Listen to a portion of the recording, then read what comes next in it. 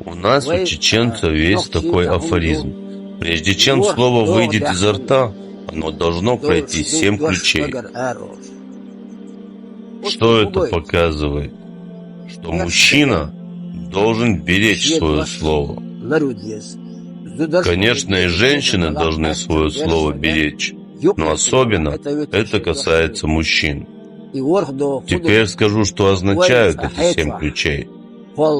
Мысль сперва рождается в голове, потом с кровью она уходит в желудок. С желудка попадает в сердце. С сердца она попадает в глотку, с глотки на язык, с языка на зубы. И 7-й ключ — это губы, которые, открываясь, слово выходит.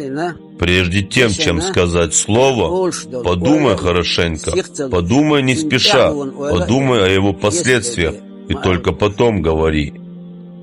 Я всегда говорю, язык и поведение человека любой нации — это как 2 крыла птицы. Если одного не будет, птица уже больше не взлетит.